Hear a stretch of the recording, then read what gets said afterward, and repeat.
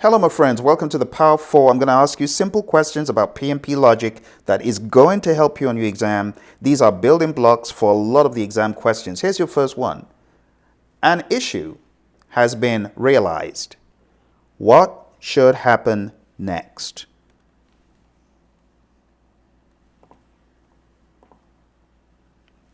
I'll give you some time to think about it. If you need more time, hit the pause button. Let's take a look at the answers. So, it says an issue. Because it has said an issue, there's certain things that we shouldn't choose, right? There's certain things that we can automatically rule out. So, we're going to rule out anything that talks about a risk. C has to go, right? After realizing an issue, you wouldn't do a project plan. That should have been done before, so we're going to cancel that.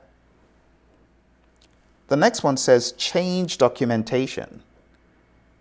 Well, we wouldn't jump to change documentation immediately. We should, upon realizing an issue, document it and analyze it. So it wouldn't be option D. The best option is option A. Okay? So what I want you to do is follow the logic. Follow the logic. A is the answer.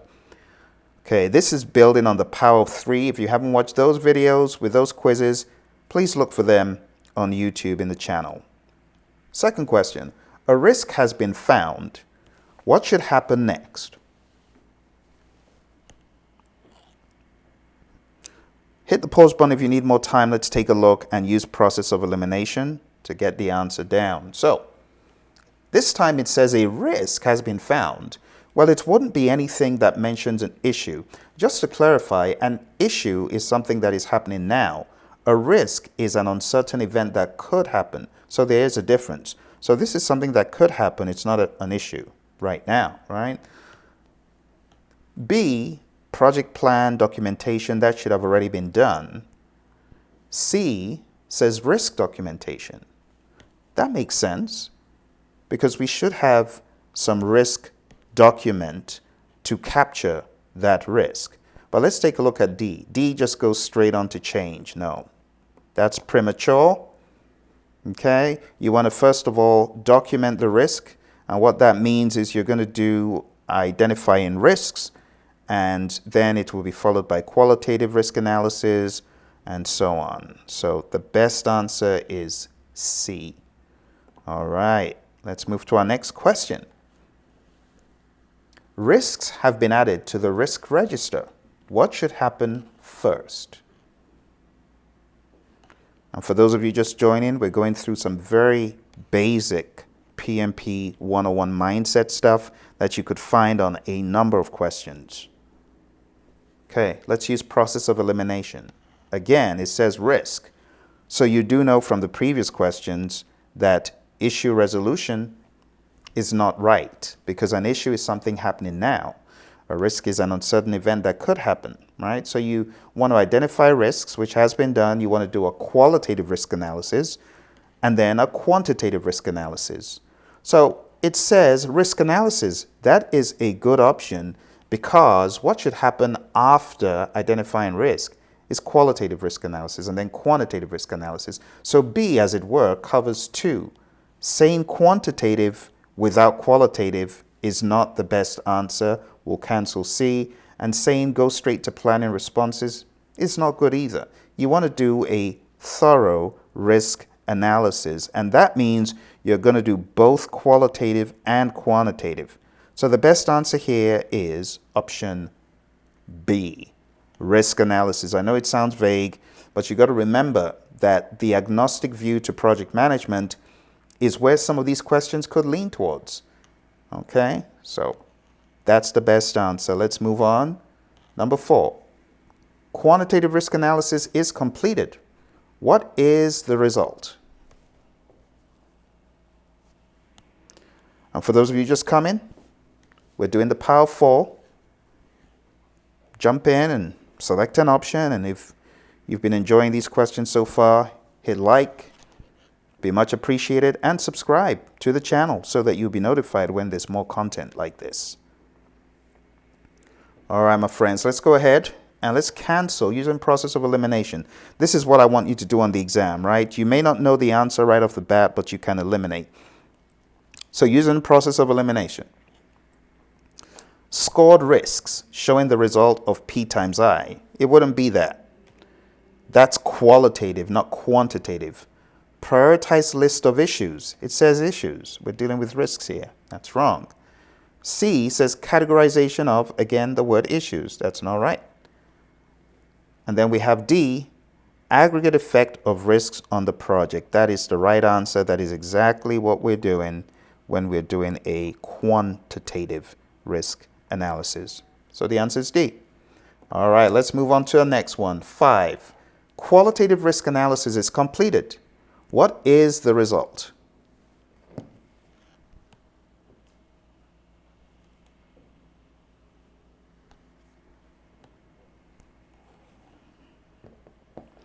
All right, let's use process of elimination again, my friend. Here we go. So, A, scored risks showing the result of probability times impact. That's P times I. That would be correct, right? B, prioritize list of risks. Absolutely correct as well. And C, categorization of risks, also correct. And you've probably deciphered the answer is all of the options. That is the best answer. Okay, all of the options. Okay, let's move on to our next one. A defined problem has been discovered and documented. What should the team do? I'll give you some time to ponder.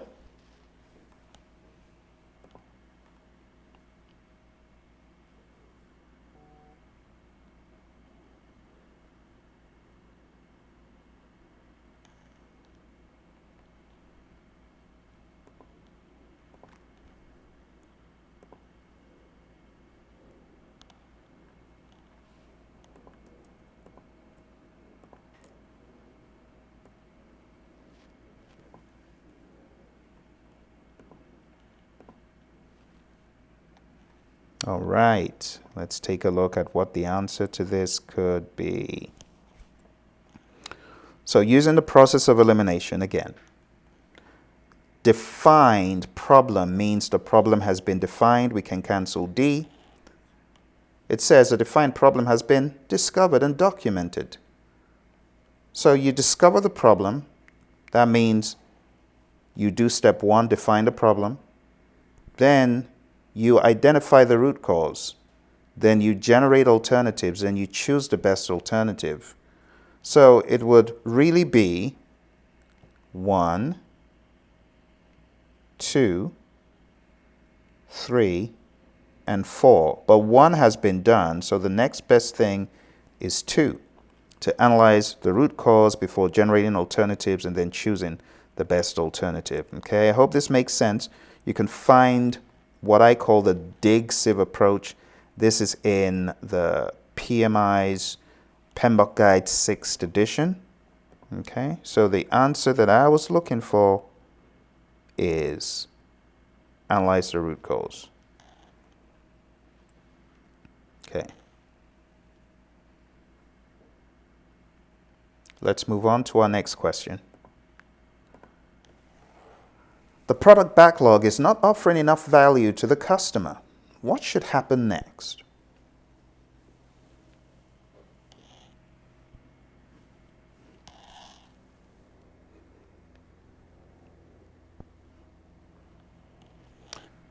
All right, we'll use the process of elimination. So anything to do with the product backlog has the chief responsibility with the product owner, which means A, D, and C are not the best option. Those folks, even though they are involved in some of the activities that surround the backlog, they are not accountable for the backlog. Backlog accountability lies with the product owner, and therefore the best answer is B. This is Agile 101. All right, my friends, let's move on. Got just a few left. A change request has been verbally made by the customer. What should happen next?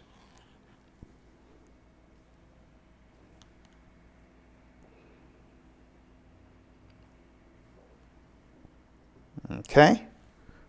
So think about it. Change request is made. You want to log that change request, don't you? Okay? So if it's been verbally made by the customer, the next thing to do is not to immediately analyze it. You should actually document it in a change request and then update the change log. So there's a step missing that could have been immediately after, but after that would be to update the change log.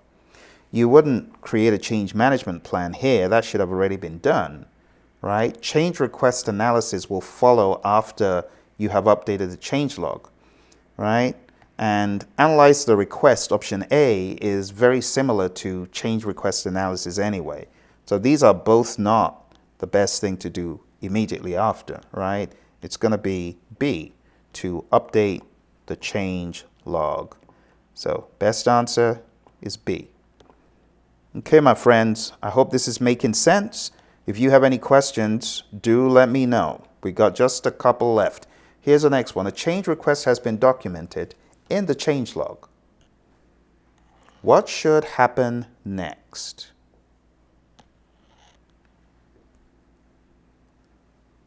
All right. If you need more time, hit the pause button. Let's take a look at the rationalization. So it says the change log, right? Change request has been documented in the change log, so it cannot be B. That's already been done. Okay? Then it says change management plan update. There's no need to do that here. That would not be the best thing to do immediately after. The change management plan should have already been created. The updates could happen at the end of this process if you feel the change management approach is not ideal, right? It could happen. But nothing in the question suggests that there's something wrong that needs a tweak. So that's not correct. All right. So we have A, meet with a change control board after documenting the request in the change log, or D, change request analysis by the team. And the answer is D, because you would first do that before going to the change control board. The change control board comes after the team has done their review of the change request, the analysis, their breakdown, and then they can send that on to the CCB. Okay, so the best answer is D.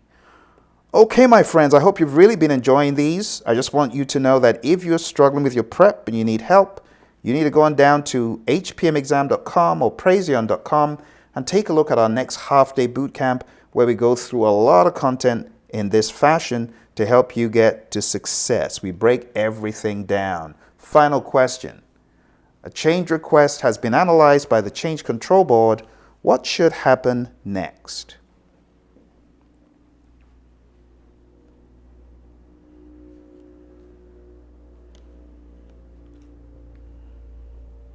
All right, so think about it. Change control board has analyzed a change request. You shouldn't have to create a change management plan. That should have already been done, so we'll cancel that. Why would you escalate to a higher committee? That's a disrespect. Besides, you don't have to. The change request has been analyzed. Nothing suggests a problem. No need to do B. We have A and D. D says change request analysis by the team, but that should have already happened. And therefore, the best answer, my friends, for this one is option A. It's to negotiate possible outcomes with the customer. If you go through my steps for change management, you'll find a place where I talk about going back to the customer to negotiate alternatives. Okay, that's the whole idea. If there are changes that need to be made but cannot be made exactly, there's absolutely nothing wrong in having a discussion, a negotiation of some sort for outcomes. All right, and that's the end of our view today, the Power of 4. I hope you enjoyed it. Don't forget to go on down to praizion.com. Don't forget to hit like, subscribe, and share this with your friends to be notified when there's more videos like this available. Check the channel. We got over 2,000 videos to help you. We've got a 35-hour course right here. Just look for the 40 Days to PMP playlist. That's got over 80 videos to help you succeed on your quest. All right, my friends, I'll see you in the next video. Bye for now.